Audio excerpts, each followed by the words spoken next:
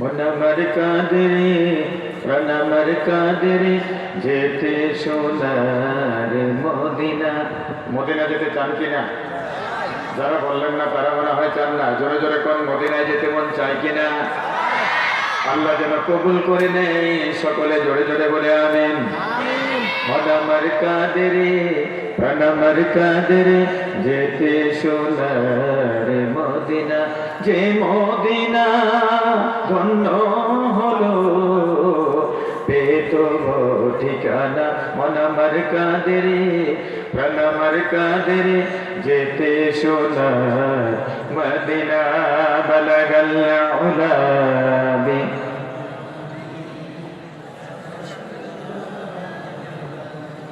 حسنت جميع خصاله صلوا। কুড়িগ্রাম জেলার অলিপুর উপজেলা রঘুরাই ছাতার দারারপাড় নুরানি হাফিজিয়া মাদ্রাসা হাফিজ ছাত্রদের পার্টির প্রধান উপলক্ষে এবং কবরবাসীদের রোহের মাগফিরাতের জন্য নবম বার্ষিক তাফসিরুল কুরআন মাহফিলের শ্রদ্ধেয় সভাপতি জনাব আলহাজ মাওলানা মোহাম্মদ গুলজার হোসেন তৌহিদ,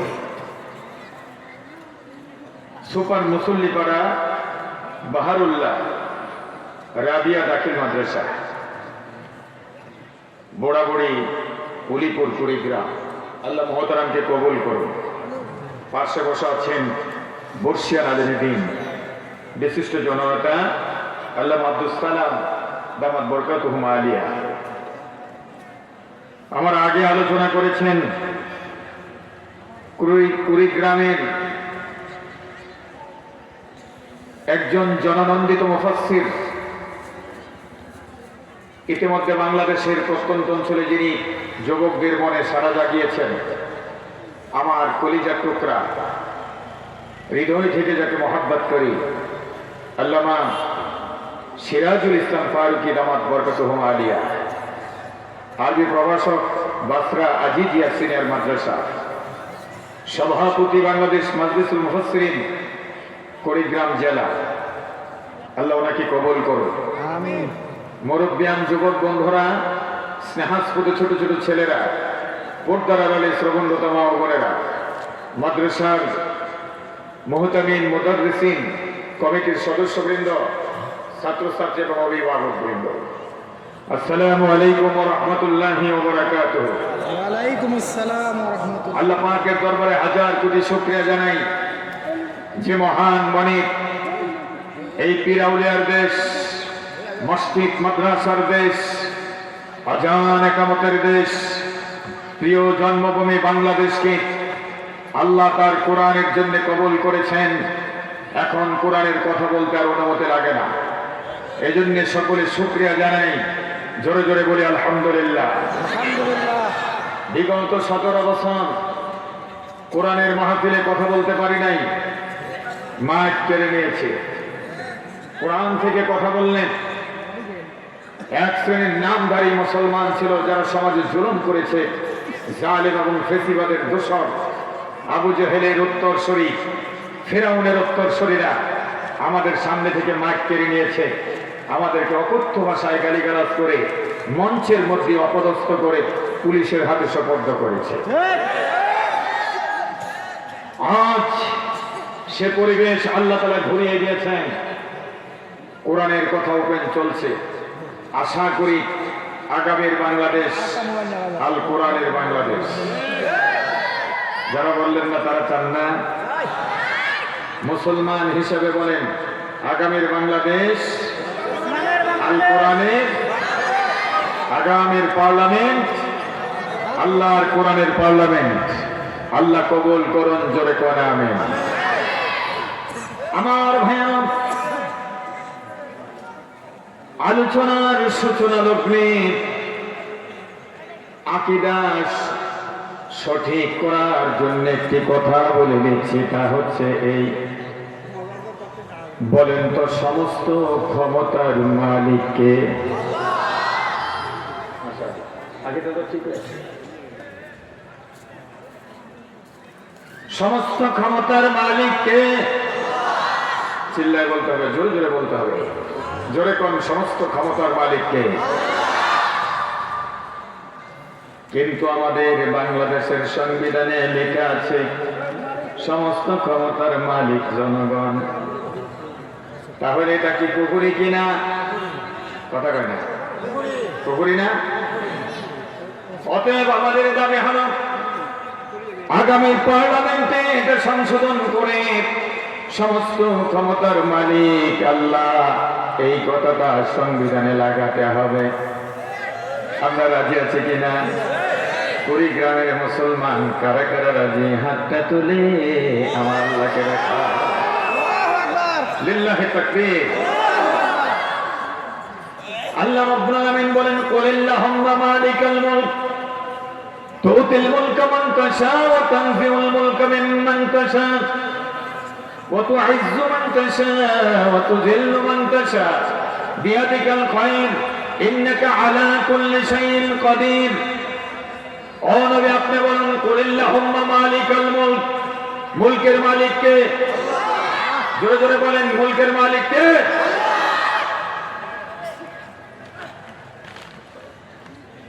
এই আকীদা নিয়ে যারা আমাদের সমর্থন নিয়ে পার্লামেন্টে গিয়ে সমস্ত ক্ষমতার মালিক আল্লাহ এর পক্ষে বক্তব্য দেবে, কথা বলবে, তাদের সাথে আমরা আছি, কথা বলে না?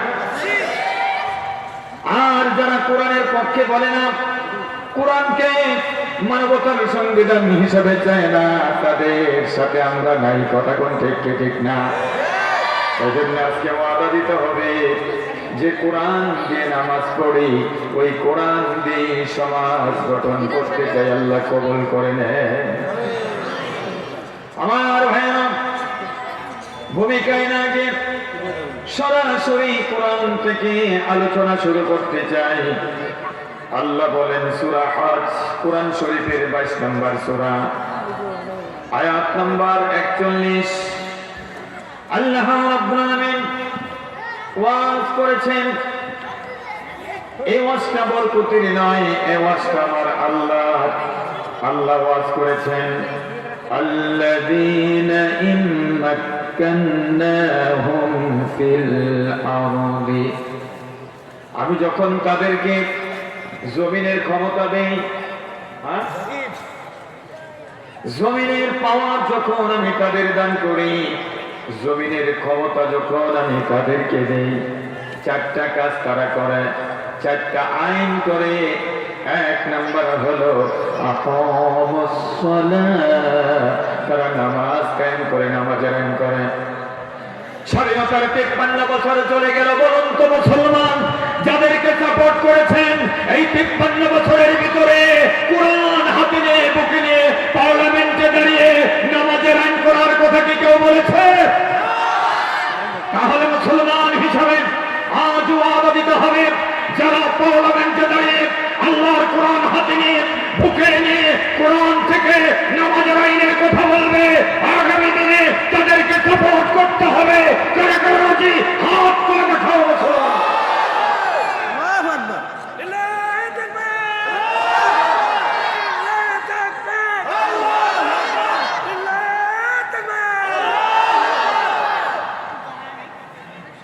আমার ভাইরা, 1 নম্বর কাজ হলো আকামুস সালাত, তারা নামাজ কায়েমের কথা বলবে, নামাজের আইন পাস করবে। নামাজের রক্ত হলে মানুষগুলো যেন নামাজে যায়, সেজন্য তারা আইন করে নেবে।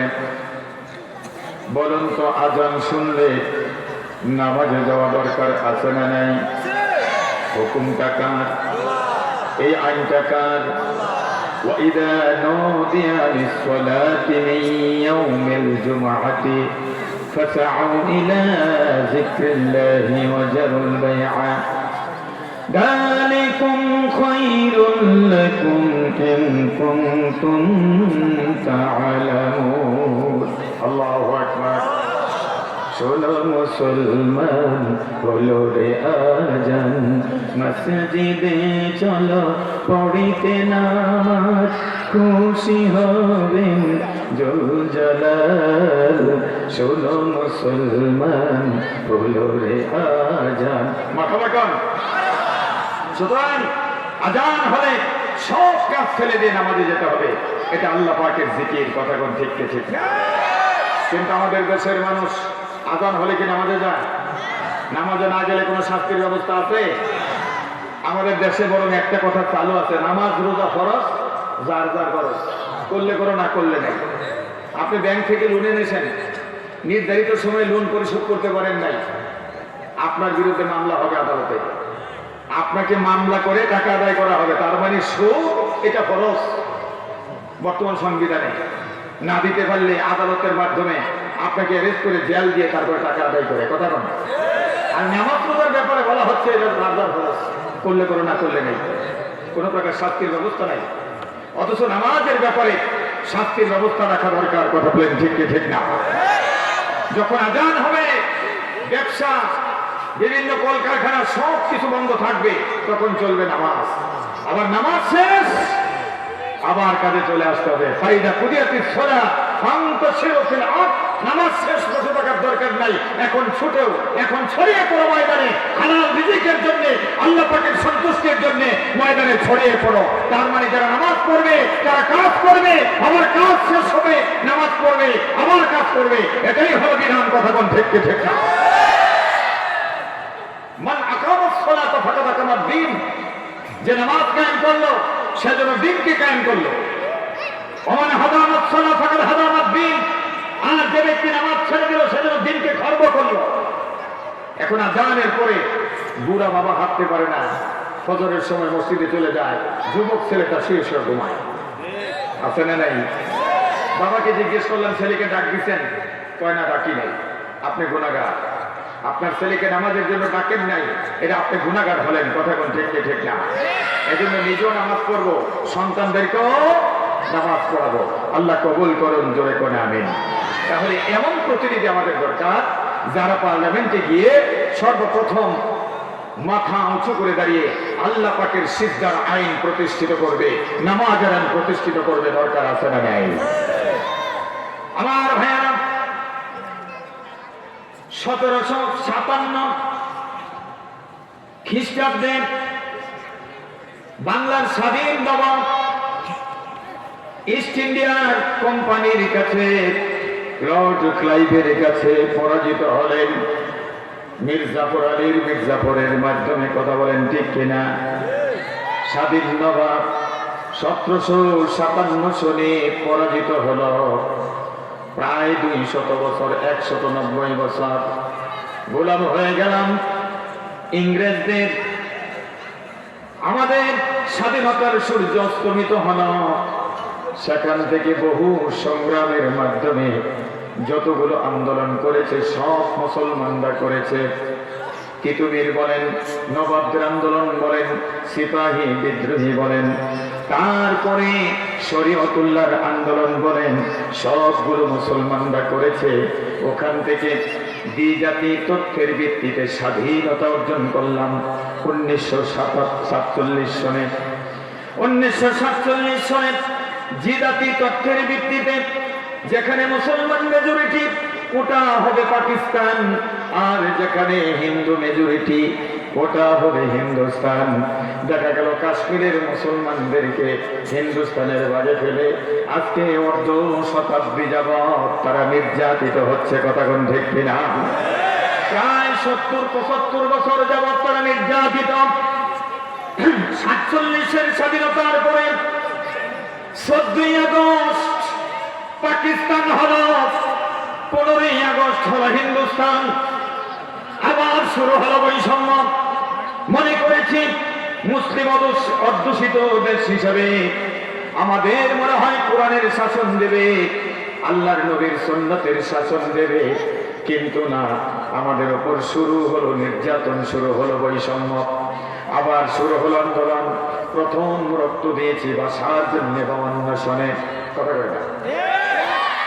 তারপরে যুক্তফ্রন্ট গঠন করলাম 54 সনে নির্বাচনে জয়লাভ করলাম। আবার সামরিক শাসনের যাত্রা করে আমাদের ফেলে দিল। তারপরে শুরু হল আন্দোলন। 66 সনে 6 দফা, 69-এর গণ অভ্যুত্থান, 70-এর সাধারণ নির্বাচন পূর্ব পাকিস্তানিদেরকে ক্ষমতায় দেয় নাই। শুরু হলো স্বাধীনতার যুদ্ধ। 1971 সনে আমরা স্বাধীনতা অর্জন করেছি। এই ডিসেম্বরের 16 তারিখ বিজয় অর্জন করেছি। মনে করেছি ইসলাম আসবে, কোরআনের শাসন কায়েম হবে না। কোরআনের শাসনের পরিবর্তে আমাদের বাক স্বাধীনতা কেড়ে নেওয়া হলো, কথা বলার স্বাধীনতা কেড়ে নেওয়া হলো, একদলীয় শাসন ব্যবস্থা আমাদের উপর চাপিয়ে দেওয়া হলো। ধর্ম নিরপেক্ষতা বাদ দিয়া ধর্মীয় সব রাজনীতিগুলো পত্রিকাগুলো বন্ধ করে দেওয়া হলো। কথা বলে তারপরে একটু আশার আলো 75 মানুষ দেখলো, আবার আসলো সামরিক শাসন, তারপরে হানা ভোট, তারপরে ফিরে আসলো কিছুদিনের জন্য গণতন্ত্র, কিন্তু ইসলাম আসলো না। আবার আসলো সামরিক শাসন। ওই সামরিক শাসন থেকে 90-এর গণ অভ্যুত্থানের মাধ্যমে এই বাংলাদেশের মানুষ মুক্তি পেল। শুরু হলো গণতান্ত্রিক ধারা, কিন্তু ইসলাম আসে নাই। 2006 28শে অক্টোবর আবার দেশের স্বাধীনতার সূর্য অস্তমিত হয়ে গেল। প্রায় 17-18 বছর নির্যাতিত হলাম, কথা বলতে পারি নাই। কোরআন হাতে নিয়ে বুকে নিয়ে এদেশের মুসলমান স্বাধীনভাবে হক কথাগুলো শুনতে পারে নাই। কথা কোন ঠিক না? কারণ বৈষম্যের শিকার হলো জাতি, নির্যাতিত হলো 17 বছর। আবার ফুসে উঠেছে আমাদের প্রাণপ্রিয় কলিজার টুকরা ছাত্র জনতা। বৈষম্যহীন একটা আন্দোলন, বৈষম্যহীন সমাজ উপহার দেওয়ার জন্য বৈষম্য বিরোধী ছাত্র আন্দোলন, এই ছাত্র আন্দোলন গণ আন্দোলনের উদ্ধারণ করলো। জুলাই আগস্টের বিপ্লবে আগস্টের 5 তারিখ আমরা দ্বিতীয়বার স্বাধীনতা অর্জন করলাম, কিন্তু 1,500-এর অধিক তরুণ ছাত্র জনতা বুকের তাজা রক্ত ঢেলে দিয়ে শাহাদাতের তামান্না পান করেছে। কতক্ষণ থেকে না এই শাহাদাতের বিনিময়ে প্রায় 50,000 মানুষ আহত হয়েছেন, চিকিৎসা নিচ্ছেন। কেউ চোখ হারিয়েছে, কেউ হাত হারিয়েছে, কেউ পা হারিয়েছে, কেউ বা পিঠে বাড়ি হারিয়েছে। এর বিনিময়ে স্বাধীনতা পেয়েছি, সুযোগ হয়েছে ওলামায়ে কেরামদেরকে ঐক্যের সেতু বন্ধন তৈরি করে সব ভুলে যেতে হবে। ঐক্যের বন্ধনে আবদ্ধ হয়ে আল্লাহর কোরআনকে সামনে রেখে বাংলাদেশে একটা কোরআনের সমাজ কায়েম করতে হবে। আর এই সমাজের জন্য কুড়িগ্রাম থেকে স্লোগান উঠবে, এমলিপুর থেকে স্লোগান উঠবে, ওই স্লোগানে আকাশ বাতাস মুখরিত হবে। আর আমরা কাঁধে কাঁধ মিলিয়ে আগামী দিনগুলোতে আল্লাহর কোরআনের সমাজ ব্যবস্থা কায়েম করব। এক কথায় বলেন একমত কিনা?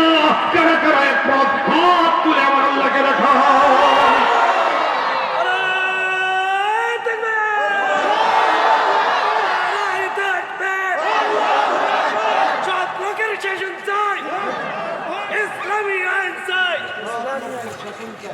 সব লোকের শাসন চাই, আল্লাহর আইন চাই।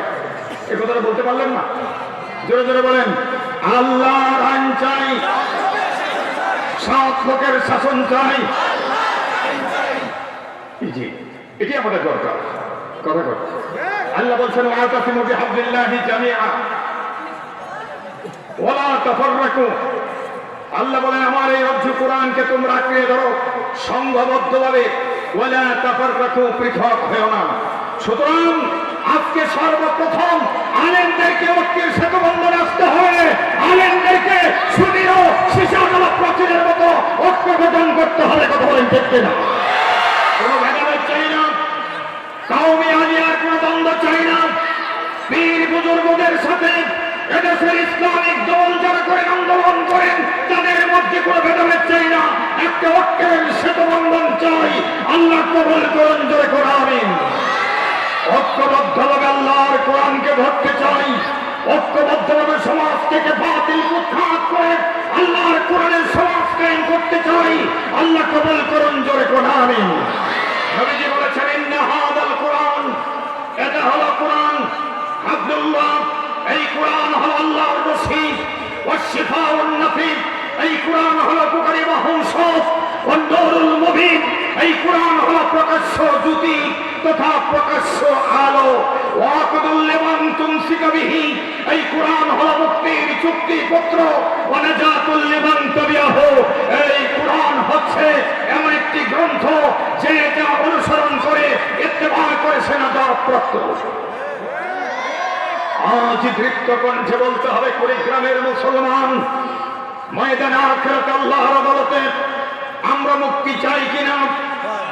আল্লাহর আদালত থেকে মুক্ত হয়ে জান্নাতের বাসী হতে চাই কিনা? তাহলে কোরআন ধরতে কোনো আপত্তি নাই তো? রাসূল বলেছেন আনতা জাআলুল কুরআন রাবিআ কলবি, ওয়াল্লাহ এই কোরআন দিয়ে আমার হৃদয়ের বসন্ত বানিয়ে দাও। আমরা বলছি আমিন। ও মিয়া, বসন্ত আসলে বাংলাদেশে মেয়েরা আলপনাকে হলুদ রঙের শাড়ি পরে শিমল ফুলের মালা গেঁথে গলায় দিয়ে তারপরে বিভিন্ন রং বেরঙের পর্দাহীনতা, অশ্লীলতা, বেহায়াপনার প্রদর্শনী করে তারা গান রচনা করেছে। ফাগুন এসেছে ফিরে, তুমি ফিরে এলে না। কথা কয় না? তাকে চাও এই দেহ প্রদর্শনী করে কার কথা বলছো গানে? ফাগুন এসেছে ফিরে, তুমি ফিরে এলে না, কাকে ফিরাতে চাও? আমি চাই বাতিল উৎখাত করে যিনি হক কায়েম হোক, এই ময়দানে কোরআনের শাসন ফিরে আসো। কথা বলেন ঠিক কিনা? রাসূল দোয়া করেছেন আনতা জাআলুল কুরআন রাবিআ কলবি, আল্লাহ কোরআন দিয়ে হৃদয় বসন্ত বানিয়ে দাও। ওয়া নূরা সাদরি, আমার সিনাকে কোরআনের আলোতে আলোকিত করে দাও। আজ 4টি হাফেজে কোরআন পাগড়ি নিয়েছে, রুমাল নিয়েছে, টুপি পরিয়েছি, তাদেরকে বলতে চাই এই হাফেজে কোরআনদের মাধ্যমে বাংলার জমিনে কোরআনের শাসন ব্যবস্থা কায়েম করে দিন। বলছে আমিন। জগৎ সেরা বিখ্যাত আলেম দ্বীন হিসেবে এই হাফিজদেরকে আল্লাহ তাআলা কবুল করুন। জোরে কোন আমিন। তাদেরকে যারা সহযোগিতা করছেন, তাদেরকে যারা সহযোগিতা করেছেন, লজিং নিয়েছেন, তাদের খাবার পাঠিয়েছেন, কাপড় কিনে দিয়েছেন, কোরআন শরীফ কিনে দিয়েছেন, থাকার জন্য ঘর করে দিয়েছেন, আল্লাহর শপথ করে বলছি ময়দানে আখিরাতে আপনাকে আল্লাহ মাফ করে জান্নাতে দিয়ে দিবেন। তাদের সুপারিশে আপনাকে মাফ করে দিবেন। রাসূল বলছেন মান কুরআল কুরআনা ফাস্তাযহারাহু ফাহাল্লা হালালাহু ওয়া হারামা হারামাহু ওয়া আদখালাহু আল্লাহুল জান্নাহ ওয়া শাফাআহু ফি আশরাতিন মিন আহলি বাইতিহি কুল্লুহুম ক্বাদ ওয়াজাবাত লাহুন নার। আল্লাহর নবী বলেছেন যে ব্যক্তি কোরআন পড়ে, কোরআনকে হিফজ করে, কোরআনে বর্ণিত হালালগুলোকে মেনে চলে, হারামগুলোকে বর্জন করে, ফাদখালাহু আল্লাহুল জান্নাহ, আল্লাহর জন্য ওয়াজিব হয়ে যায় তাকে জান্নাতে প্রবেশ করানো। এখন রাসূল বলেছেন শুধু তারা একা একা জান্নাতে যাবে না, ওয়াশাফাআহু ফি আশরাতিন মিন আহলি বাইতিহি কুল্লুহুম ক্বাদ ওয়াজাবাত লাহুন নার। এমন 10 জনকে সুপারিশ করে জান্নাতে নিয়ে যাবেন যাদের উপর জাহান্নাম ওয়াজিব। আপনারা কি চান এই হাফেজরা আপনাদের সুপারিশকারী হোক? কথা কয় না? তাহলে এক একটা হাফেজের অভিভাবক হয়ে যান, নিজের সন্তানগুলোকে মাদ্রাসায় দেন। সন্তান যদি না থাকে মাদ্রাসার একটা ছেলেকে সন্তান বানান, সন্তান বানিয়ে তার অভিভাবক হয়ে যান। আমি আরেকটা বুদ্ধি দিয়ে দিই, আপনার ছেলে মেয়ে বড় হয়ে গেছে, এখন আর সুযোগ নেই, ছেলের ঘরের নাতিদারে মাদ্রাসায় দিবে, মেয়ের ঘরের নাতিদারে মাদ্রাসায় দিবে, এটারও সুযোগ নাই। প্রতিবেশী এক ভাই আছে, তার ছোট্ট বাচ্চা আছে, সামর্থ্য কম, আপনি বলবেন তোর এই বাচ্চাটাকে আমাকে দে, তাকে আমি হাফেজ বানাবো, আলেম বানাবো, তাও হাদিস পাস করবে, কামেল পাস করবে, মাস্টার ডিগ্রি করবে, সব খরচ আমি দেবো, পরে তোর সন্তান তুই নিয়ে আসবে। আপনি একজন অভিভাবক হয়ে গেলেন, আল্লাহর কসম কিয়ামতে আপনাকে আল্লাহ জান্নাতে অবশ্যই দিয়ে দেবে, এতে কোনো সন্দেহ নাই। সেজন্য যে কোরআনকে মহব্বত করলে নাজাত পাওয়া যায়, যে কোরআনকে মহব্বত করলে মুক্তি পাওয়া যায়, যে কোরআনের ছাত্র অভিভাবক হলে জান্নাত পাওয়া যায়, ওই কোরআনের সমাজ কায়েম হলে না জানি দেশটা কত সুন্দর হতো। কথা কয় না? কেমন সুন্দর হতো দেশ। হযরতে ওমর মুসলিম জাহানের খলিফা, অর্ধ পৃথিবী শাসন করেছেন, গভীর রাত্রে হেঁটে হেঁটে প্রজাদের দুঃখ দুর্দশা দেখছে। হঠাৎ করে শুনতে পেলেন দেয়ালের ওপার থেকে কান্নার শব্দ, তাও আবার শিশুদের কান্না। হযরতে ওমর ধ্যান টপকে আঙিনায় প্রবেশ করে দেখেন একজন মহিলা 3-4 জন বাচ্চা চতুর্দিকে বসে বসে কাঁদছে। মহিলা পাতিলের মধ্যে আগুন ধরিয়ে কি যেন রান্না করছেন। গভীর রাত। ওমর প্রশ্ন করলেন, এত রাত করে পাক করেন কেন? কি কারণ আপনার বাচ্চারা কাঁদতেছে? মহিলা বললেন, কে আপনি? চিনি না। আমার ঘরে আজকে 3 দিন ধরে কোনো খাবার নাই। এই বাচ্চাগুলো প্রতিদিন খাবার চাই, দিতে পারি না। আজও খাবারের জন্য কান্নাকাটি শুরু করছে, কোথায় থেকে খাবার দেব? পাতিলায় পানি দিয়ে কিছু পাথর দিয়ে জাল দিচ্ছি, হয়তো বা কাঁদতে কাঁদতে গভীর রাত্রে ওরা ঘুমিয়ে পড়বে। ওদেরকে ঘুম করিয়ে আমিও ঘুমায়া যাব। এই অক্ষমতা তাদের কাছে কেমনে প্রকাশ করব? এই কারণে আমি এই অভিনয় করছি। আমিরুল মুমিনিন ওমর চোখের পানি ছেড়ে দেন, টিপটিপ করে ঝর্ণার ফুটার মতন চোখের কোনা দিয়ে পানি পড়ছে, দাড়ি ভিজে যাচ্ছে, বুক বরাবর জামার উপরে চোখের পানিগুলো পড়ছে। ওমর বললেন, মা কাঁদবেন না, কিছুক্ষণের ভিতরে আপনার কাছে খাবার পৌঁছে যাবে। ওমর দৌড়ে চললেন বাইতুল মালে। আসলামকে বললেন, চাবি কোথায়? বাইতুল মালের তালা খোলা, বস্তা বড় আটা, সবজি, তারপরে মিঠাই, গুড়, সবগুলো বলে হযরত ওমর নিজের কাঁধের মধ্যে বোঝা উঠায় নিলেন। আসলাম বললেন, আমিরুল মুমিনিন, আপনি মুসলিম জাহানের খলিফা, আপনি যদি বোঝা বহন করেন এটা বড়ই আমার কাছে বেমানান মনে হয়, আপনি আমার কাঁধে দেন। ওমর বললেন, আসলাম, কিয়ামতের কঠিন ময়দানে আমার পাপের বোঝা কেউ গ্রহণ করবে না, কেউ গ্রহণ করবে না, বহন করবে না। অতএব আমাকে আমার দায়িত্ব পালন করতে দাও। গভীর রজনীতে ওই মহিলার কিনারে খাবার নিয়ে গেলেন ওমর। নিজের হাতে আটার খামির করলেন, রুটি তৈরি করলেন, সবজি পাকালেন, হালুয়া বানালেন। বাচ্চাদেরকে 2 রানের ওপর বসায়া রুটিগুলো ছিঁড়ে ছিঁড়ে চোখের পানি ফেলে ফেলে বাচ্চাদের মুখে খাবার তুলে দেয় আর বলে, ওমর, ও আল্লাহ, কিয়ামতের দিন আমি ওমরে তুমি মাফ করে দিও। মহিলা বুঝতে পারলেন তিনি আর কেউ নন, তিনি হলেন হযরত ওমর। আমার ভাইরা, বুকে হাত দিয়ে সত্য গোপন না করে অকপটে বলবেন, বাংলার জমিনে একজন ওমর আছে, যেখানে মানুষ বিপদগ্রস্ত, যেখানে দুর্যোগ, ওখানেই সে ওমর ছুটে যায়। আমি দেখেছি গত বছর বন্যার সময় এই কুড়িগ্রামে তিনি ছুটে এসেছেন, মানুষকে ত্রাণ দিয়েছেন। আগুনে পোড়া মানুষগুলোকে চিরগাঙে গিয়েছেন, তিনি ত্রাণ দিয়েছেন। সিলেট মৌলভীবাজারে বন্যা দুর্গত এলাকায় তিনি ত্রাণ দিয়েছেন।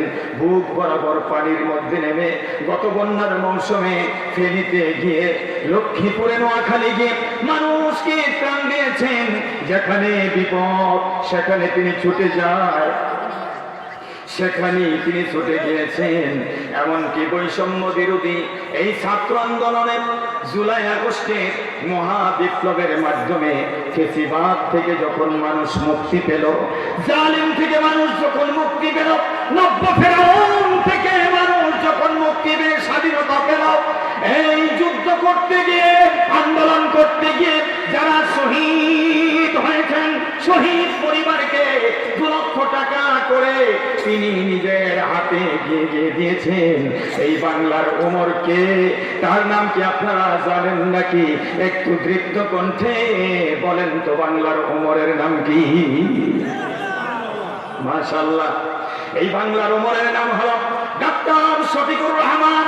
আমার মনে হয় আল্লাহর কোরআনের খেলাফত যদি বাংলার জমিনে কায়েম হয়, আরেকটা ওমর বাংলার মানুষ পাবে, ঘরে ঘরে দুর্গত পীড়িত মানুষের কাছে খাবার পৌঁছে যাবে, এতে কোনো সন্দেহ নাই। কথা বলেন, দুঃখ থাকবে না, দুর্দশা বসে থাকবে না, মানুষের কোনো বৈষম্য থাকবে না, অবিচারে মানুষগুলো কাঁদবে না, বিচার প্রার্থী হয়ে মানুষের দ্বারে দ্বারে গড়বে না। এজন্যই এই বাংলার কোমরের হাতকে শক্তিশালী করার জন্য আমাদেরকে আর কিছু করা দরকার নাই, শুধু কোরআনের আন্দোলনে শরীক হতে হবে। বলুন তো কুড়িগ্রাম অলিপুরের মুসলমান কোরআনের আন্দোলনে শরীক হতে রাজি আছে কিনা? কারা কারা রাজি? হাতটা তুলে আমার আল্লাহকে রাখা। নারে তাকবীর! এখানে কি তাকবীর নাই? তাকবীর নিষেধ আছে নাকি? তো তাকবীর তো শুনলাম না। একটু জোরে জোরে বলেন আল্লাহু আকবার।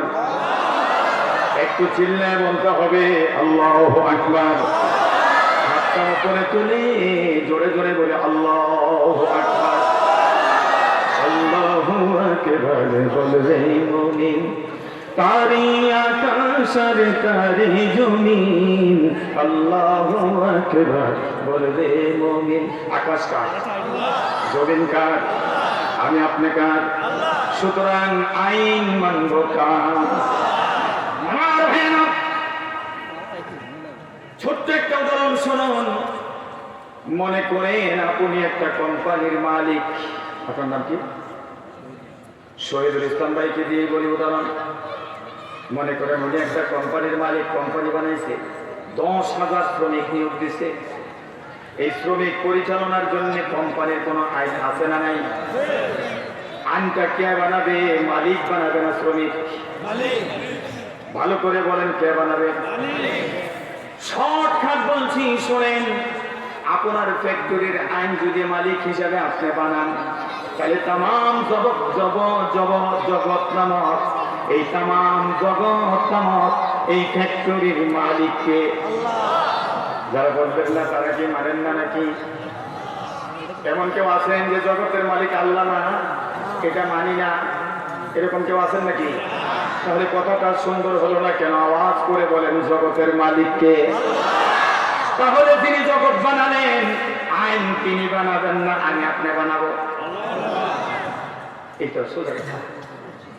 সৃষ্টি যার, আইন চলবে তার। ইনিল হুকমু ইল্লা লিল্লাহ। সমস্ত ক্ষমতার মালিক, আইনের মালিক কে? জোরে জোরে কোনকে? সুতরাং ফ্যাক্টরির যিনি মালিক, আইন তিনি বানাবেন, আর তিনি আইন বানিয়ে আমাদেরকে কিতাব দিয়েছেন। কথা কোন ঠিক কিনা? আবার একটা কথা বলি শুনেন, বাংলাদেশ সহ তাম পৃথিবীতে একটি আওয়াজ আছে, দাবি আছে। আমাদেরও দাবি এটা, কাদিয়ানীরা কাফের। বহু চিল্লাইছি, বহু বক্তৃতা দিয়েছি রাষ্ট্রীয়ভাবে তাদেরকে কাফের ঘোষণা করার জন্য, কিন্তু হয় নাই। কথা তারা যে কাফের এতে একমত কিনা? সব আলেমরা একমত, সমস্ত মাযহাব একমত, সমস্ত মানহাজ একমত। বাংলাদেশের আলেম ওলামারা ঐক্যমত যে তারা কাফের। আমার ভাইরা, কেন তারা কাফের? কোরআন শরীফের 4টা অক্ষর তারা মানে না। পুরা কোরআন মানে, নামাজ পড়ে, রোজা রাখে, হজ করে, মসজিদ বানায়, মাদ্রাসা বানায়, কিন্তু কোরআনের 4টা অক্ষর মানে না। এজন্য তারা কাফের। একটা আয়াত করে শুনেন, মা কানা মুহাম্মাদুন আবা আহাদিন মির রিজালিকুম ওয়ালাকিন রাসূলুল্লাহি ওয়া খাতামান নাবিয়্যিন। ওয়া খাতামা, খা আলিফ তা মিম, কত অক্ষর? এই 4 অক্ষর মানে না। আমাদের নবীকে শেষ নবী মানে না। এই কারণে তারা কাফের। ও বন্ধু, কোরআন শরীফে রাষ্ট্র চালানোর জন্য, বিচার ব্যবস্থা চালানোর জন্য শিক্ষানীতি, শ্রমনীতি, রাষ্ট্রনীতি, পররাষ্ট্রনীতি, শিল্পনীতি, সীমান্ত নীতি, সন্ধিনীতি, চুক্তিনীতি সব গঠনের জন্য আল্লাহ রাব্বুল আলামিন 5 শতাধিক আইন দিয়েছেন। এখন আমরা যারা শিল মারার সময় মনে করি বাবার আদর্শটা বেশ চলবে, কেউ মনে করি না আমার স্বামীর আদর্শ দিয়ে চলবে, কেউ মনে করি না রাশিয়া আমেরিকার আইন দেওয়া চলবে, ওই দিকে শিল দিলাম। আল্লাহর কোরআনের এই আয়াতগুলোকে অস্বীকার করলাম। বলেন তো বন্ধু, এবার আমি আপনি কাফের না মুসলমান? হ্যাঁ, তাহলে আবার ফিরে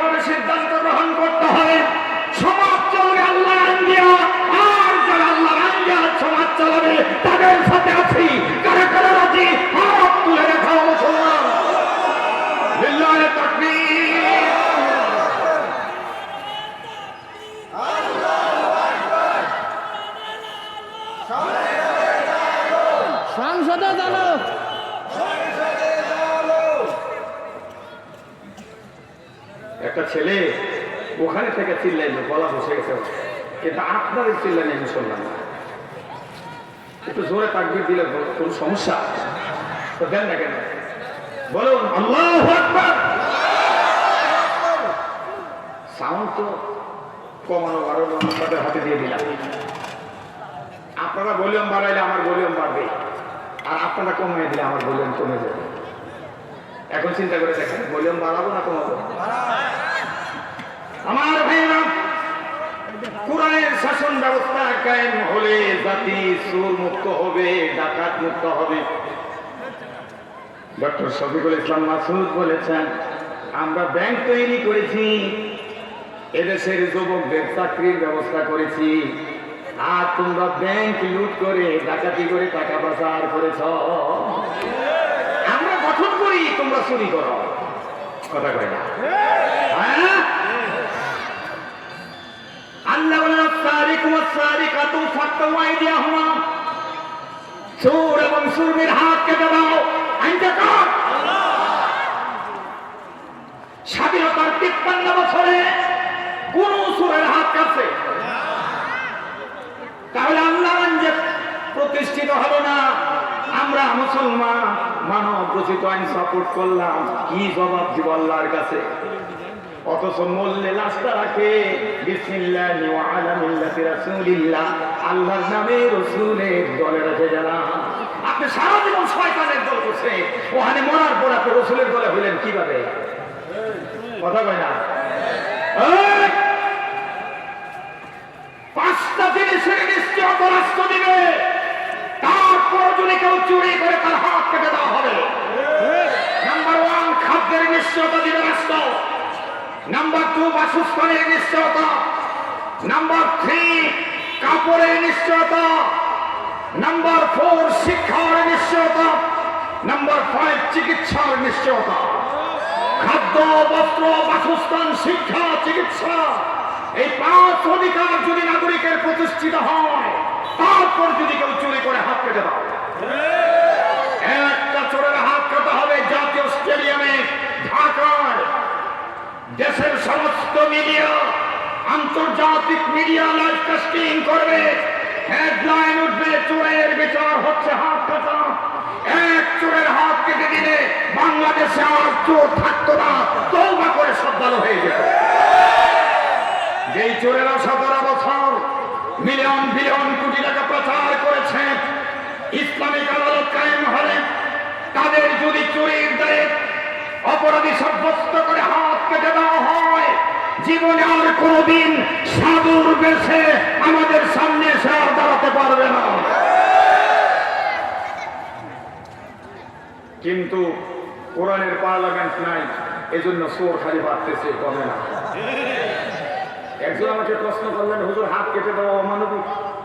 আমি বললাম, এক হাত কেটে যদি লাখ লাখ হাত বেঁচে যায় তাহলে এটা সবচেয়ে বেশি মানবিক। তিনি বললেন কিভাবে? আমি বললাম, একটা চোরের হাত কেটে দিলে এটা দেখে বাংলাদেশের কোটি কোটি চোর তওবা করে ভালো হয়ে যাবে। রাতের বেলায় খুঁজতো বরকতি সাহেব কোথায়, তওবা করান কেন? কয় জীবন আর চুরি করবো না, ভালো হয়ে যাবে। কথা কয় না, তাই না? অতএব জীবনের জন্য, মুক্তির জন্য, ইবাদত কবুলের জন্য সব সময় আমাদেরকে ইসলাম চাইতে হবে। এটা আমার কথা না, আল্লাহ বলছেন, ওমাই ইয়াবতাগি গায়রাল ইসলামি দীনান ফালাই ইউকবালা মিনহু ওয়া হুয়া ফিল আখিরাতি মিনাল খাসিরিন। ইসলাম ছাড়া অন্য কোন মতবাদ দিয়ে যারা জীবন, পরিবার, সমাজ, দেশ চালাতে চায়, এগুলি কামনা করে বিচার ব্যবস্থা সাজাতে চায়, আল্লাহ বলেন ফালাই ইউকবালা মিনহু ওয়া হুয়া ফিল আখিরাতি মিনাল খাসিরিন, তাদের কোনো ইবাদত বন্দেগী কবুল করা হবে না, ময়দানে আখিরাতে তারা জাহান্নামে যাবে। এত কষ্ট করে হজ করলেন, এত কষ্ট করে তাফসীর মাহফিল করলেন, এত কষ্ট করে মাদ্রাসা করলেন, এত কষ্ট করে মসজিদ বানালেন, আল্লাহর আইন প্রতিষ্ঠার পক্ষে না থাকার কারণে সব যদি বাতিল হয়ে যায়, তার চাইতে বোকা কি পৃথিবীতে আর কেউ আছে? এজন্য আমরা সব সময় আল্লাহর আইনের পক্ষে থাকবো, ইনশাআল্লাহ। সকলে বলেন ইনশাআল্লাহ। আল্লাহ কবুল করুন, জোরে কোন আমিন। আল্লাহর আইন কায়েম হয়ে গেলে কি শান্তি! আহারে, মানুষ অহংকারের দ্বারাই টিকে না, সবচেয়ে বেশি নেগলেক্ট করে সমাজে গরিব মানুষকে, কথা বলেন তাই না? অথচ এই গরিবকে দেখলাম আপনি মারা গেলে কবরটা করতে যায়, একটা ধনী লোক কবর করে না, সব কবর করে গরিবে। আপনাদের এলাকায় কি আমি জানি না, কোন শিল্পপতি, কোন ব্যবসায়ী, বড় লোক, সমাজের ধনী মানুষ তারা কোনোদিন কবর করছে? তাহলে গরিবের সব ঠেকা। আবার যেদিন বাবার নামে মেহমানি দেয়, এটা জায়েজ নাই, তারপরও দেয়। গরু জবাই করবে, স্পেশাল ভাবে ভিআইপি চেম্বারে বসায় এই ধনীকে খাওয়াই দেয়। আর যে কবর করলো, এত খাটাখাটনি করলো, আবার সারাদিন কাজ করলো, গোস্ত বানালো, সবকিছু করলো, তারে দেয় ওখানে সরের মধ্যে। আল্লাহর দরবারে জবাব দিতে হবে। ধনী গরিব এই বৈষম্য দূর করে দিতে হবে। বৈষম্য বিরোধী আন্দোলন করে দেশ পাইছি, এখন আবার বৈষম্য কেন? কথা কয় না? আমি যেখানে বসে খাবো আমার ড্রাইভার সেখানে বসে খাবে, আমি চা খাবো আমার বাড়ির কাজের লোক তাই খাবে। কথা কোন ঠিক না? ইনসাফ করতে হবে। কিয়ামতের ময়দানে চাকরকে সামনে দাঁড় করাই দিবে, বল তোর মনিব কেমন ছিল? চাকর যদি বলে আল্লাহ আমার মনিবের মতো ভালো মানুষ নাই, আল্লাহ বলবেন যা তোর জীবনের গুনাহ মাফ করে তোরে মাফ করে জান্নাতে দিয়ে দিলাম। আর চাকর যদি বলে আল্লাহ তার চাইতে হারাম খুন পৃথিবীতে একটু নাই, সে ভালো ভালো খাইছে আমারে বার করে গেছে, খাওয়া শেষে জুড়ে বুড়ে করে দিছে, ভালো খাবার খাইতে পাই নাই, সব বাসি খাবার খাইছে। কথা কয় না?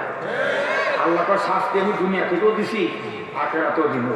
দুনিয়াতে দেখবেন কোনো বড় লোক এখন খাইতে পারে না, এক কাপ ডাউল, ডাউলের পানি, এক কাপ ভাত, এটা খাইয়া সে সন্তুষ্ট। জিজ্ঞেস করে স্যার খান নাকে? কয় ডাক্তার না করছে। আরে ডাক্তার না করছে, আল্লাহ তোর রিজিক রাখে উঠাই দিচ্ছে। তুই হারাম খো, গরিবের রক্ত চুষে খাস, তোর তো বলো খাবার না, তোর বাড়ির দারোয়ানের খাবারের অভাব নাই। ভুল ভরে এটা কি বলে গামলা, অনেক জায়গায় ভুল কি বলে বাটি, বাটি গামলা, গামলা ভর্তি ভাত, শুটকির ভর্তা, মরিচ পোড়া, একবারে কাবাব বানায় ফেলেছে। জিজ্ঞেস করছে ফিরে, কয় স্যার অনেক দিনে পেটটা ভুইরা খাই যায়। কতটি খাইছ? কয় সব বাদ দিয়ে দিছে আমার। এবার সাহেবে খাবে, এক কাপ আটাটা একটা রুটি আর এতটুকুন সবজি। কয় স্যার আপনার কি রোগ হয়েছে? কয় আমার তো ডায়াবেটিস। কয় দোয়া করেন আমার এটা হইতো। আমার এই ডায়াবেটিস হলে যদি এত অল্প খাওয়া লাগতো, কুড়িগ্রাম থেকে কষ্ট করে ঢাকায় আসতাম না। হারাম খাও, 1000 কোটি টাকা তুই পাচার করছস, বাংলাদেশের গরিবের হক নষ্ট করি। কথা বলতেই হবে। আগামীকাল সুযোগ পাবো কিনা জানি না, হতে পারে আগামীকাল মিডিয়ার হেডলাইন হবে মোতালিব হোসেন বরকতি বিদায় নিয়েছে, তিনি চলে গেছেন। আগামী দিন কথা বলতে পারবো কিনা জানি না, আজকে বলতেই হবে। 2 জোড়া জুতা একবারে পায়ে দিতে পারবেন? 2টা জামা একবারে গায়ে দিতে পারবেন? 2টা প্লেটে একবারে খাইতে পারবেন? এত টাকাটা হবে কি? আপনি যে জমাচ্ছেন। আমার দেশের এক মন্ত্রী, ভূমি মন্ত্রী, তার বাড়ি হলো 360টা। আমি চিন্তা করে দেখছি 6 মাস করে যদি এক বাড়িতে থাকে ওই হায়াতটা হবে না। যদি আল্লাহ তার 150 বছর বাঁচায়, তাহলে 6 মাস করে এক বাড়িতে থাকলে 200 বছর বাঁচন লাগে থাকে। এতগুলো বাড়ি একবারে তো 2 খাটে ঘুমাইতে পারবে না। এই জনগণের টাকা মাইরে আছে বাড়ি বানাইছ, কিয়ামতে জবাব দিবে কি? তোমার বিবি তো তোমার জবাব দিবে না, তোমার ছেলেরাও দিবে না, মেয়েরাও দিবে না। আল্লাহ বলছেন ইয়াউমা ইয়াফিরুল মারউ মিন আখিহি ওয়া উম্মিহি ওয়া আবিহি ওয়া সাহিবাতিহি ওয়া বানিহি। সেদিন ভাই থেকে ভাই পালন করবে, মা সন্তানের পরিচয় দিবে না, বাবা সন্তান অস্বীকার করবে, বিবি বলবে আমার বিবাহই হয় না, তুমি আমার স্বামী না। কার জন্য বা এত কিছু করবে? কার জন্য? আর বাংলার ইতিহাসে কিয়ামত পর্যন্ত ইতিহাস হয়ে থাকবে 2 জন মন্ত্রী, ফুল মন্ত্রী, মাওলানা মতিউর রহমান নিজামী, আলী হাসান মোহাম্মদ মুজাহিদ রহমাতুল্লাহ আলাইহিমা। 5 বছর মন্ত্রণালয় চালাইছে, দুরুবিন দিয়ে 10 টাকার দুর্নীতি পায় নাই। মন্ত্রী নয়টায় অফিসে, সচিবরা কি আর না গিয়ে পারে? আজান হওয়ার পরে মন্ত্রী নামাজে জামাতে ইমামতি করে। সুবহানাল্লাহ বলবেন। আমার দেশের ওমর ডাক্তার শফিকুর রহমান, আপনারা দেখেছেন গতকাল কুমিল্লায় কর্মী সম্মেলন করতে করতে গিয়েছেন। এক মসজিদে ঢোকার পরে ইমাম সাহেব বললেন স্যার নামাজ পড়া। তিনি বক্তব্য দিলেন, খুতবা দিলেন, নামাজ পড়াবেন। এমন রাষ্ট্রপ্রধান দরকার যে মসজিদে খুতবা দিবে, সুপ্রিম কোর্টের বিচারপতি হবে, বাংলাদেশের প্রাইম মিনিস্টার হবে। এমন যোগ্যতা সম্পন্ন লোক আমরা আগামীতে দেখতে চাই। রসুল মদিনার রাষ্ট্রপ্রধান, আমার রসুল মদিনার প্রধান বিচারপতি, আমার রসুল মদিনার মসজিদ নববীর খতিব, ইমাম। কথা কোন ঠিক ঠিক? ছাতা মাতা কাকে পাঠাও মিয়া? ওযুর ফরজ জানে না, বাবা জানাজা পড়ানোর ক্ষমতা নাই। এই যে ছোট্ট বাচ্চারা এখানে দাঁড়িয়ে সূরা ফাতিহা আরবিতে পড়েছে, বাংলা অনুবাদ করেছে, ইংলিশে ট্রান্সলেট করেছে। ওদেরকে দাঁড় করে দাও, বাবা জানাজা পড়াই দিও। বাপের বেটা কাকে বলে? তুমি ঢাকা বিশ্ববিদ্যালয়ে লেখাপড়া করছো, জাহাঙ্গীরনগর ইউনিভার্সিটি, জগন্নাথ বিশ্ববিদ্যালয়, চিটাগাং রাজশাহী ইউনিভার্সিটিতে, রংপুরের কারমাইকেল বিশ্ববিদ্যালয়, বেগম রোকেয়া বিশ্ববিদ্যালয় তুমি লেখাপড়া করেছো, সিলেট শাহজালাল প্রযুক্তি বিশ্ববিদ্যালয়। বাবা জানাজা পড়াতে পারো না। জাতির কাছে তুমি মূর্খ, তোমার চাইতে মূর্খ আর কেউ নাই। কথা কয়। আর আমার এই ছোট্ট বাচ্চাকে দাঁড় করাই দিব, খুতবা দিয়ে জুমার নামাজ পড়াই দিব। আর তোমার মতন ব্যারিস্টারকে যদি আমি জুমার নামাজের ইমামতির মধ্যে দেই, তাহলে পায় জমা অধিকটা শেষ পানি করতে করতে। কথা কয় না। আবার মাঝে মধ্যে তারা মোল্লাদের বদনাম করে। মোল্লাই বুঝে কি? মোল্লাই কি বুঝে? আফগানিস্তান যাওয়া। 20 বছর যুদ্ধ করে আমেরিকাকে পাঠাইছে। এর আগে 20 বছর করে রাশিয়ার পরাজিত করছে।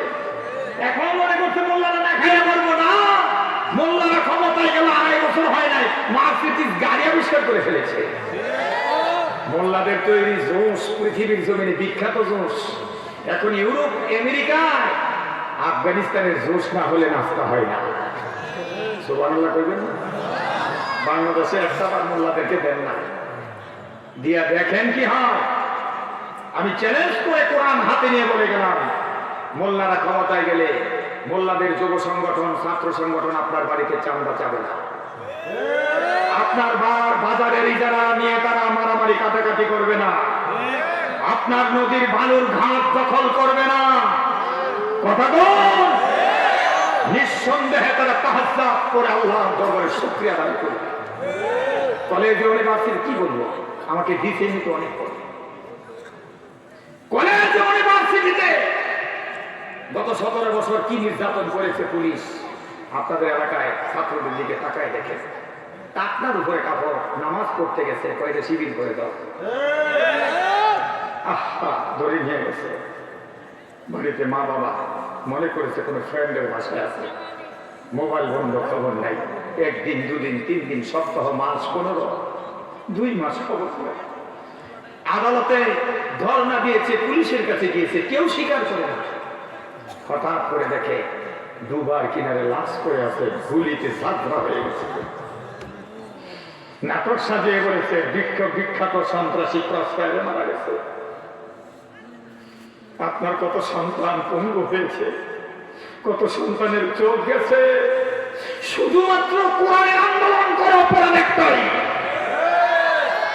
রসুল দাওয়াত নিয়ে বের হয়েছে, রসুলের কান বরাবর আঘাত করে আবু জেহেল ফাটিয়ে দিয়েছে, রক্ত ঝরছে। কান্নারত অবস্থায় রসুল এখানে ধরে বাসায় ফিরে আসবে। আম্মি জান ফাতেমার বয়স তখন কম, ছোট্ট, 8-9 বছর। জিজ্ঞেস করে, বাবা তোমাকে কে মেরেছে? আবু জেহেল। কেন মেরেছে? কোনো অপরাধ নাই। ফাতেমা বলে, বাবা কোনোদিন তো কাউকে গালি দিতে দেখি নাই, কোনোদিন কারো বিরুদ্ধে কোনো অমঙ্গল চাইতে দেখি নাই। মানুষের সাথে ভালো ব্যবহার করো, মুক্তির আন্দোলন করে আল্লাহর সন্তুষ্টি অর্জনের জন্য, জান্নাতবাসী করার জন্য মানুষকে ডাকো, তারপরও কেন মানল? রসুল বললেন, কোনো দোষ নাই, অপরাধ নাই। ওমা নাকামু মিনহুম ইল্লা আইয়ামিনু বিল্লাহি আজিজিল হামিদ। একটাই অপরাধ, আমি আল্লাহর দরবারে সারেন্ডার করে আল্লাহর কালিমার দাওয়াত দেই। এই অপরাধের কারণে রসুল বাড়ি খেয়েছেন। আজকের ময়দানে কোরআনের আন্দোলন করার জন্য অনেক ছেলেরা মাইর খায়, অনেকে ফাঁসির কাস্তে ঝুলেছে, তাদেরকে রাজনৈতিক হত্যা করে শাহাদাতের পেয়ালা পান করে দেওয়া হয়েছে। আল্লাহ কোরআনের বাকি দেলোয়ার হোসেন সৈয়দী রাহমাতুল্লাহি আলাইহি যে হুঙ্কার দিয়ে মানুষের সামনে কথা বলেছেন, 50 বছরে হাজার হাজার মানুষ তার হাতে কালিমা পড়ে কোরআনের দাওয়াত পেয়ে কালিমা পড়ে মুসলমান হয়েছেন।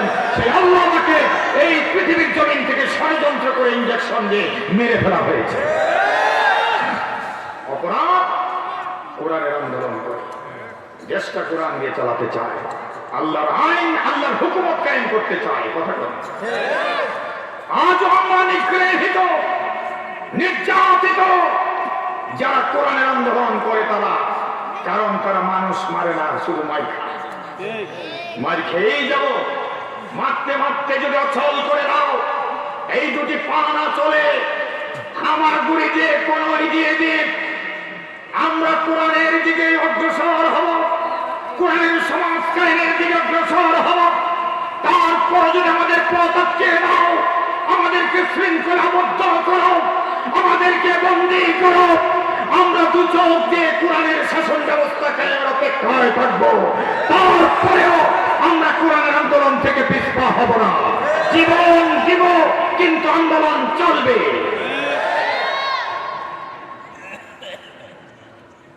আমার ভাইয়েরা, আল্লাহ বলেন আল্লাযীনা ইন মাক্কান্নাহুম ফিল আরদ,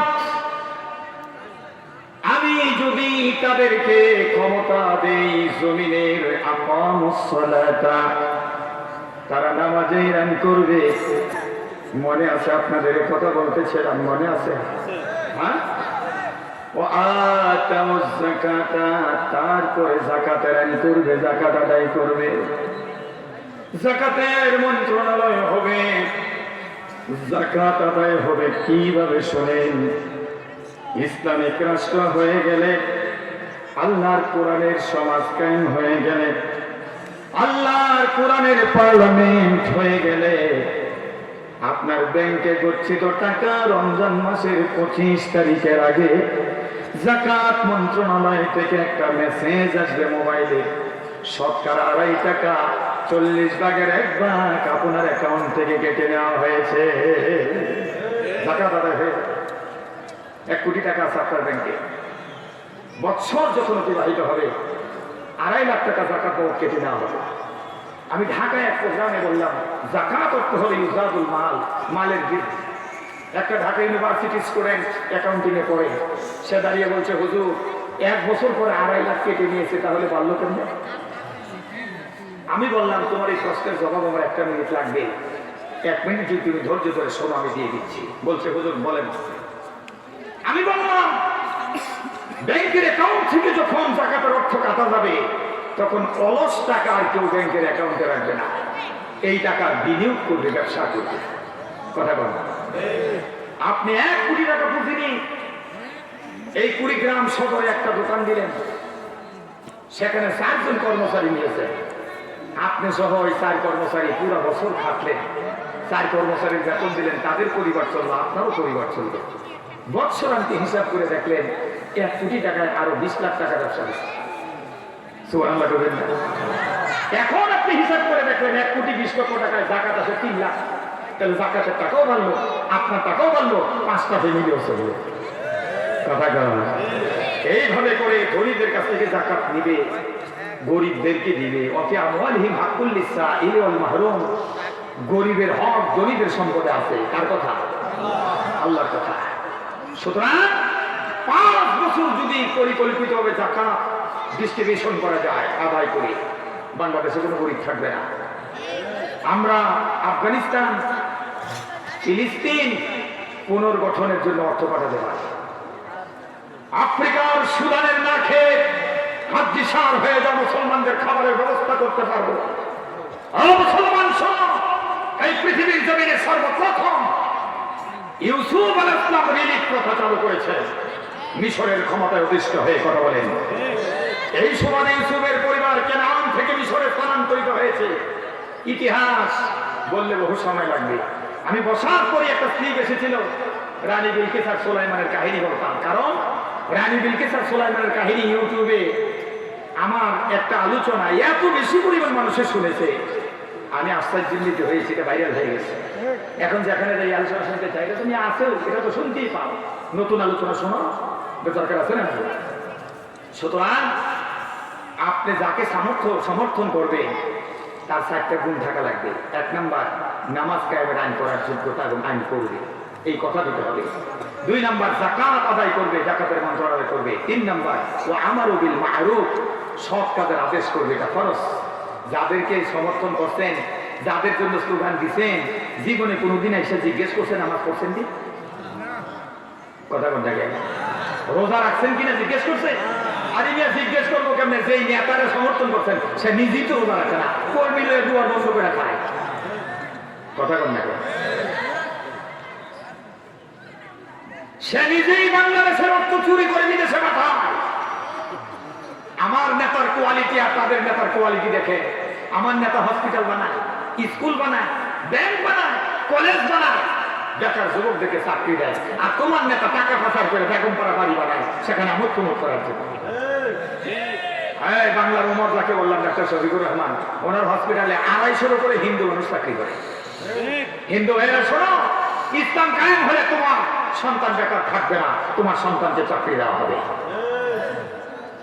তারপরে 4র্থ কোয়ালিটি হলো ওয়ানাহা আনিল মুনকার, অসৎ কাজ থেকে মানুষকে ফিরায় রাখতে হবে। এই 4টি গুণ যাদের থাকবে তাদেরকে আমাদের সমর্থন করতে হবে। 1 নম্বর নামাজ, 2 নম্বর যাকাত, 3 নম্বর সৎ কাজের আদেশ, 4 নম্বর অসৎ কাজ থেকে মানুষকে ফিরায় রাখা। এই 4টি গুণ যাদের ভিতরে আছে, এই 4টি কাজ যারা সমাজে করে এবং নির্বাচিত হলে পার্লামেন্টে করবে, তাদের সাথে আমাদের থাকতে হবে। তাদের সাথে থাকবো কিনা হাতটা তুলে আমরা দেখাই আল্লাহকে।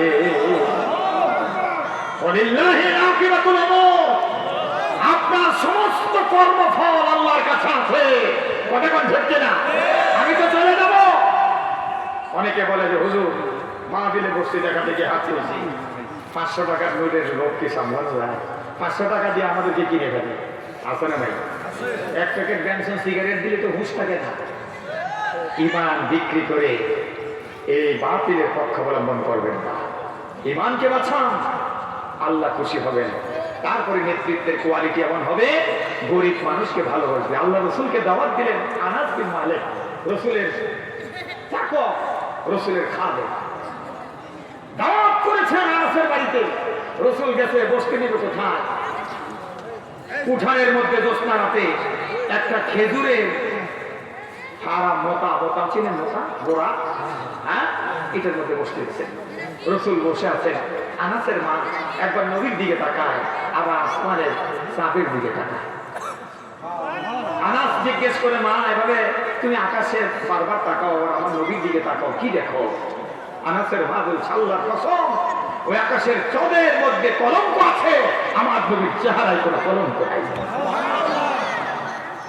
আমরা তো গিয়ে বলি কি পাক করছো, এগুলি হয়েছে কোনো খানার আয়ের ধরতে নেই, এটা নিষেধ। কিন্তু তারপরে খাইয়া এসে দোকানে বসে বদনাম করে, তাই খানাটা ভালো হয় না।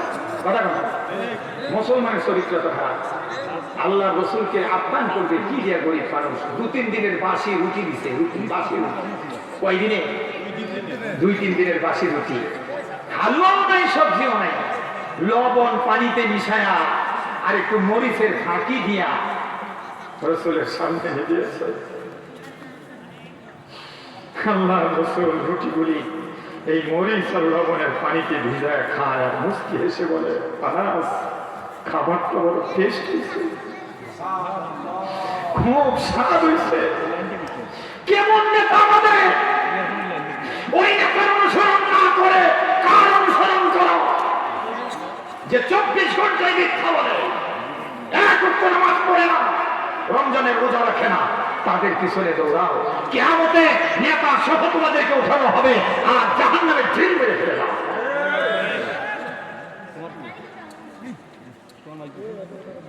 وَإِذَا وَلْقُوا مِنْهَا مَكَانًا ضَيِّقًا مُقَرَّنِينَ دَعَوْا هُنَالِكَ ثُبُورًا। আল্লাহ রাব্বুল আলামিন বলেন, কিয়ামতের দিন ওই পাপিষ্ঠ গুনাহগার গুলোকে একত্রিত করে জাহান্নামের রশি দিয়া বেঁধে জাহান্নামের দিকে যখন ঢেল মারা হবে 500 বছর দূর থেকে ঢেল মারবে আর জাহান্নামের এই তরঙ্গ গর্জন শুনে এই লোকগুলো চিৎকার করে আল্লাহর কাছে বলবে দাও হুনালিকা সুবুরা, আল্লাহ এখানে আমাদেরকে ধ্বংস করো, মৃত্যু দাও, এত কঠিন আযাব সইতে পারবো না। উপর থেকে আওয়াজ আসবে গোলাম লা তাদউল ইয়াওমা সুবুরা ওয়াহিদা ওয়াদউ সুবুরান কাসীরা। আল্লাহু আকবার। এই গোলাম, আজকে মৃত্যুর জন্য একবার ডাকিস না, হাজার হাজার বার ডাক, কোনো কাজ হবে না। সুম্মা লা ইয়ামুতু ফিহা ওয়ালা ইয়াহইয়া, আজকে মরবেও না বাঁচবেও না, না মরা না যেটা লিয়াযুকাল আযাব, শুধু আযাব আর আযাব ভোগ করতে হবে। সে আযাব থেকে আমরা বাঁচতে চাই, সে আযাব থেকে আমরা কি বাঁচতে চাই। সে আযাব থেকে বাঁচতে চান কিনা বলেন? হ্যাঁ, আল্লাহ রাব্বুল আলামিন সে আযাব থেকে আমাদেরকে বাঁচিয়ে দিন, আমরা সকলে বলছি আমিন। সর্বশেষ আমার কথা একবারে উপসংহার, আমি আর বেশি কষ্ট দেব না আপনাদেরকে। আপনাদের কষ্ট হচ্ছে? হ্যাঁ, আমি আর বেশি কষ্ট দেব না। সর্বশেষ যে কথাটা আপনাদের সামনে আমি উপস্থাপন করতে চাই তা হচ্ছে আল্লাহ রাব্বুল আলামিনের হাবিব জীবিত রাসূলুল্লাহ সাল্লাল্লাহু আলাইহি ওয়াসাল্লাম জীবদ্দশায় সাহাবীদেরকে তালিম দিয়েছেন। কিন্তু একজন সাহাবী ছিল আব্দুল্লাহ ইবনে উবাই, সে ছিল মুনাফিকদের লিডার। একটা কথা বলে রাখি, আপনি যদি হিন্দু দেখতে চান, আপনার প্রতিবেশী অনেক হিন্দু আছে, চাইলে দেখতে পাবেন। কথা কথা এর চেয়ে বেশি দেখতে চান, ইন্ডিয়া চলে যান, কোনো অভাব নেই, আছে না নাই? আপনি যদি ইহুদি দেখতে চান, ইসরায়েল যান, ইহুদি পাবেন। আপনি খ্রিস্টান দেখতে চান, আমেরিকা যান, খ্রিস্টান পাবেন। আপনি বৌদ্ধ দেখতে চান, মায়ানমারে যান, চীন যান, বৌদ্ধ দেখতে পাবেন। আপনি মুসলমান দেখতে চান, মক্কা মদিনায় যান, খাঁটি মুসলমান পাবেন। মুনাফিক দেখতে চান, কোনো ভূখণ্ড নেই। মুসলমানের ভিতরে লুকিয়ে আছে গুণ পোকার মতো। গুণ পোকা যেমন আসবাবপত্র খেয়ে ফেলে, এই মুনাফিকরা আমাদের ইমানগুলো খেয়ে ফেলছে। কথা কন। আমার একজন মুনাফিকদের লিডার আব্দুল্লাহ ইবনে উবাই, রসুলের মতো বেশভূষা, রসুলের চাদর, রসুলের পাগড়ি, রসুলের পাঞ্জাবি, রসুলের মতো দাড়ি, রসুলের মতো টুপি, চোখের মধ্যে সুরমা লাগায় তসবিহে রসুলের হাত ধরে চুমো খায়, প্রশংসা করে। কিন্তু উহুদের যুদ্ধের দিন রসুলের পিছন থেকে 300 সেনাবাহিনী পালায়ন করছে। রসুল নির্বাহী ক্ষমতার মালিক হোক, এটা চাই নাই। আল্লাহ তাআলা বলে দিলেন, রসুল এই আব্দুল্লাহ ইবনে উবাই মুনাফিকদের লিডার, সে চির জাহান্নামী। ইন্নাল মুনাফিকিনা ফিদ দারকিল আসফালি মিনান নার। আপনি তার জন্য কোনোদিন দোয়া করিয়েন না। আব্দুল্লাহ ইবনে উবাই যেদিন মারা গেল, তার ছেলে আব্দুল্লাহ এসে রসুলের কিনারে বলল, রসুল আমার বাবার একটা মাফ করে দিন, আর আপনার একটা জামা দেন, আমার বাবার কাপড়ের কাপড় দিতে। রসুল একটা জামা দিয়ে দিলেন। রসুল ছিলেন দয়ার সাগর। জামা পাওয়ার পরে আব্দুল্লাহ চিন্তা করলো, রসুলকে একটু বলে দেখি আমার বাবার জন্য দোয়া করে কিনা, জানাজা পড়াইতেন। এবার বললেন, আল্লাহর নবী আপনি যদি আমার বাবার জানাজা পড়াইতেন ভালো হতো। রসুল বললেন, যাও আসতেছি। রসুল রেডি হয়েছেন, ঘর থেকে বের হয়েছেন, হযরত ওমর চাদর টেনে ধরেছেন, কোথায় যান? আব্দুল্লাহ ইবনে উবাই জানাজা আপনি পড়াতে পারেন, আপনি যাবেন না। আল্লাহ বলেছেন এই দোয়া কবুল হবে না। রসুল তো দয়ার সাগর, কেউ বলেছেন গিয়েছেন, রসুল হাত তুলেছেন, আল্লাহ তাআলা জিবরিল পাঠিয়ে দিয়েছেন, ওমর ধরে হাতটা নামাই দিয়েছে, হাত নামান, ইস্তাগফির লাহুম আও লা তাস্তাগফির লাহুম। নবী আপনি তাদের জন্য দোয়া করেন আর না করেন, সওয়া সওয়া সমান, কোনো কাজ হবে না। ইন তাস্তাগফির লাহুম 70 মাররা, আপনি দোয়া করতে করতে যদি 70 বার হাত তুলে দোয়া করেন, ফালাইয়াগফিরাল্লাহু লাহুম, ও নবী কখনো আল্লাহ তাআলা তাদের জন্য মাগফিরাত দিবে না, তাদেরকে ক্ষমা করবে না। দোয়া কবুল হবে না গো নবী। কারণ কি? যালিকা বিআন্নাহুম কাফারু বিল্লাহি ওয়া রাসূলিহি। ও নবী, এই লোকগুলি আল্লাহ এবং তার রাসূলের সাথে কুফরি করেছে। সুতরাং আল্লাহর কোরআন হাত ছানি দিয়ে যাচ্ছে শান্তির জন্য। এই ডাকে সাড়া না দিয়ে আপনি মানব রচিত মতবাদের দিকে আপনার সমর্থন দিলেন। আল্লাহর কসম, আব্দুল্লাহ ইবনে উবাইয়ের সাথে আপনি জাহান্নামে থাকবে। এখন কোন দলে থাকবেন?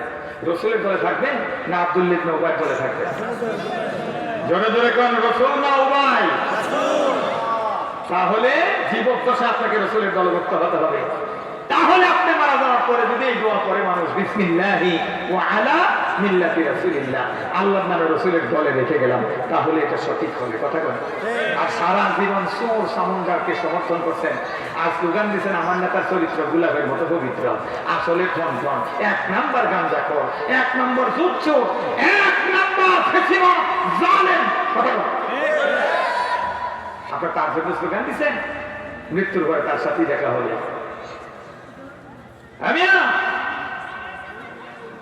আপনি যে কৌমের সমর্থন, আপনি ওই কৌমের সাথে হাসিল উঠবেন। সর্বশেষ কথা, আপনারা যে দোকান দেন, বিভিন্ন কোম্পানির মাল রাখেন, ডেট ওভার মালগুলি আবার যারা আছে তাদেরকে ফেরত দেন না?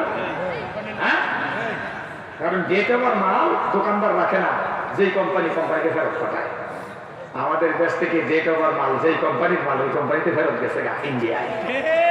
কথা কন, এই ডেট ওভার মাল আর আমরা দোকানদাররা গ্রহণ করতে চাই না, বাংলাদেশে আর চাই না। বুঝান, ওখানে থেকে আপনার যত আস্ফালন করেন, এই দেশে এই ডেট ওভার মাল আর মানুষ নিবে না। কথা কন, দেখতে ঠিক না? আল্লাহ রাব্বুল আলামিন কোরআনের পথে, কোরআনের মতে আমাদেরকে কবুল করুন। আমরা জোরে জোরে বলছি আমিন। সম্মানিত ভাইয়েরা, আমার আগে আপনাদের এলাকার কৃতি সন্তান সিরাজুল ইসলাম ফারুকের হাতে আপনারা অনেক টাকা পয়সা দিয়েছেন। এখন যদি মাদ্রাসার জন্য কেউ কিছু দিতে চান, আমি মুসাফির মানুষ দোয়া করবো 5 মিনিট। আপনারা যাই যা পারেন একটু দেন। একটু রুমাল নিয়ে যাও বাবার, একটু রুমাল নিয়ে যাও। আর আপনারা যাই যা পারেন একটু দেন। সবাই একটু শরীর করেন, আমি মুসাফির দোয়া করবো। যারা দিয়েছেন তারাও 10 টাকা 5 টাকা হলেও দেন একটু। كما صليت على إبراهيم وعلى آل إبراهيم إنك حميد مجيد اللهم بارك على محمد وعلى آل محمد كما باركت على إبراهيم وعلى آل إبراهيم إنك حميد مجيد. এই মিডিয়ার লোক আমার এই নামটা সহি শুদ্ধ করে লিখবা, এখানে ভুল লিখছে, এই যে সহি শুদ্ধ করে লিখবা, তাহলে তোমাদের লাভ। আমাকে যারা খুঁজবে তারা পাবে। দুইটা দেন হুজুর, এদিকে এইটা নাম্বার না? হ্যাঁ। اللهم صل على محمد وعلى آل محمد كما صليت على إبراهيم وعلى آل إبراهيم إنك حميد مجيد. عبد السلام ভাই দোয়া করে বলি ভাই, শহীদ ভাই দোয়া করে বলি। أستغفر الله الذي لا إله إلا هو الحي القيوم وأتوب إليه لا حول ولا قوة إلا بالله. সর্বশেষ একটা কথা মনে হইছে বলে দেই, পুরুষের পাশাপাশি মহিলাদেরকে কোরআনের আন্দোলনে শরীক করবে, কারণ মহিলা ছাড়া শুধু পুরুষদের ইসলামী বিপ্লব হবে না, তাদেরও প্রয়োজন, তাই না? আল্লাহ তাআলা তাদেরকে শরীক হওয়ার তৌফিক দিন। আল্লাহুম্মা আমিন। ربنا ظلمنا أنفسنا وإن لم تغفر لنا وترحمنا لنكونن من الخاسرين. ربنا لا تزغ قلوبنا بعد إذ هديتنا وهب لنا من لدنك رحمة إنك أنت الوهاب. رب ارحمهما كما ربياني صغيرا. আল্লাহ তাআলা গভীর রাত তাকে দেখো তোমার গোলামরা যায় নাই। এ আকর্ষণ নিঃসন্দেহে কোরআনের আকর্ষণ। আরো যদি বলতাম আরো শুনতো। শেষ পর্যন্ত বসে থেকে হাত তুলেছে, প্রাণ ভরে তাদের জন্য দোয়া করে দিলাম, মেহেরবানি করে প্রত্যেককে মাহফিলকে জড়িয়া করে নাজাতের ফয়সালা করে দাও। তামামের হাদিয়া তোমার বন্ধুর রওজাবাকে পৌঁছে দাও। দুনিয়ার জমিন থেকে যত মুমিন মুমিনাত বিদায় হয়েছে তাদের আরো আয় পৌঁছে দাও। আল্লাহ তাআলা যারা যারা হাত তুলেছি জানি না কার মা নাই বাবা নাই, মা হারিয়ে বাবা হারিয়ে চোখের পানিগুলো ছেড়ে দিয়ে কান্দে। মা বাবার কবরগুলোকে জান্নাতের টুকরা বানায় দাও। আল্লাহ রাব্বুল আলামিন এই ময়দানে কোরআন কায়েম করতে গিয়ে, ইসলাম প্রতিষ্ঠিত করতে গিয়ে, কোরআনের সমাজ কায়েম করতে গিয়ে যারা যারা জীবন দিয়েছে তুমি দেখেছ, ফাঁসির দড়ি গলায় নিয়ে হাসি মুখে বিদায় হয়েছে। প্রাণ ভরে দোয়া করে দিলাম, আয় আল্লাহ শাহাদাতের উচ্চ মাকাম তাদেরকে দিয়ে জান্নাতের আলা মাকাম দিয়ে দাও। আল্লামা দেলোয়ার হোসেন সাঈদী সহ আল্লাহ যারা যারা দিনের জন্য জীবন দিয়েছে তাদের এই জীবনকে কবুল করে এই ময়দানকে কোরআনের জন্য ওয়াকফ করে দাও। এই মাদ্রাসা কবুল করো, এলাকা কবুল করো, নামাজি বানাও, তেলাওয়াতকারী বানাও, জিকিরকারী বানাও। মাদ্রাসায় যারা জায়গা জমিন দিয়েছেন, টাকা পয়সা দিয়েছেন, এদের ভিতরে যারা চলে গেছে মাফ করে দাও। যেই বাড়িতে বসলাম খাইলাম আল্লাহ বিশ্রাম করলাম, এ বাড়ি সহ এলাকায় যত ঘর বাড়ি রয়েছে সবগুলো তুমি কবুল মঞ্জুর করে নাও, রহমত বরকত দিয়ে ভরে দাও। এই কুড়িগ্রাম থেকে ইসলামের জাগরণ তৈরি করে দাও। আল্লাহ রাব্বুল আলামিন আজকের সভাপতি অতিথিবৃন্দ এবং আমার পূর্বে যারা আলোচনা করেছেন সিরাজুল ইসলাম ফারুকী সাহেব সহ সবাইকে কোরআনের জন্য কবুল করো। আয় আল্লাহ বাংলাদেশকে কবুল করো, স্বাধীনতা সার্বভৌমত্বকে হেফাজত করো। বৈষম্য বিরোধী আন্দোলনে যারা জীবন দিয়েছেন আল্লাহ রাব্বুল আলামিন তাদের শাহাদাতের মর্যাদা দাও। যারা আহত অবস্থায় চিকিৎসাধীন দ্রুত তাদেরকে সেবা কল্যাণ নিয়ে দাও।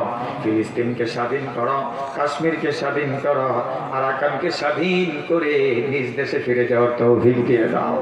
আল্লাহ বাংলার উম্মত এক প্রান্ত থেকে আরেক প্রান্তে দেশের এবং জাতির খেদমতের জন্য অক্লান্ত পরিশ্রম করছেন, বিরামহীন ভাবে কোনো বিশ্রাম নাই। তারপর মধুর হাসি দিয়ে বলছে আমাকে পুরা বলবেন না আমিও। আল্লাহ তার হাতে এই দেশে ইসলামের বিজয় দিয়ে দাও। খালিদ বিন ওয়ালিদের হাতে যেমন মুসলমানদের যুদ্ধের বিজয় দিয়েছ, আল্লাহ শফিকুর রহমান সাহেবের হাতে বাংলার জমিনে তুমি ইসলামের খেলাফত কায়েম করে দাও, দিনের বিজয় করে দাও। আমরা যেন সবাই কোরআনের আন্দোলনে শামিল হতে পারি সেই তৌফিক দাও। আল্লাহ আজকের দোয়া মুনাজাত কবুল করো। এই মাদ্রাসা হেফজখানা তোমার হাতে তুলে দিলাম, কুদরতি হাতে তুলে দিলাম, নিজের হাতে এটা হেফাজত করো। সব আলেমদেরকে ঐক্যবদ্ধ হওয়ার তৌফিক দাও। সুবহান রাব্বিকা রব্বিল ইজ্জাতি আম্মা ইয়াসিফুন ওয়া সালামুন আলাল মুরসালিন ওয়ালহামদুলিল্লাহি রাব্বিল আলামিন বিহাক্কি লা ইলাহা ইল্লাল্লাহ মুহাম্মাদুর রাসূলুল্লাহ। আসসালামু আলাইকুম ওয়া রাহমাতুল্লাহ। তাই না?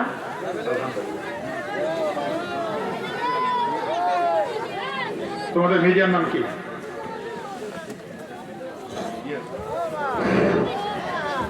আলহামদুলিল্লাহ Raihan media, Raihan TV 24, Raihan TV 24 আর হলো আখের মিডিয়া। সাবস্ক্রাইব করে নেবেন, আজকের আলোচনা দেখতে পাবেন। আলহামদুলিল্লাহ আমরা একটা ঘোষণা শুনি।